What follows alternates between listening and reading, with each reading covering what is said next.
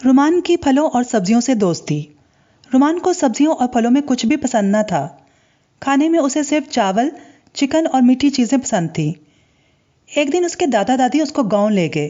रुमान गांव के ज़राई मनाजिर से बहुत खुश हुआ। उसने दादा दादी के साथ सब्जियों और फलों के बागात देखे, जिनकी खुशबू और रंगत ने उसे बहुत मुतासिर किया। रुमान के दादा दादी ने रुमान की मदद से कुछ ताज़ा सब्जियां और फल तोड़े। दादा दादी की रहनुमाई से उसने इन्हें काटा, पकाया और खाया। रुमान को यह सरगर्मी बहुत अच्छी लगी। वक्त गुजरता गया। रुमान ने महसूस किया वो सेहतमंद ताज़ा फलों और मज़ेदार खानों से इंतहाई खुश होता है।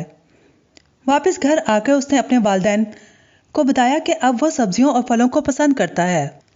रुमान ने वालिदैन के साथ घर में नई सब्जियां और फलों के पौधे भी लगाए। अब वो खुश मिजाज बच्चा बन गया था। सब उससे खुश थे।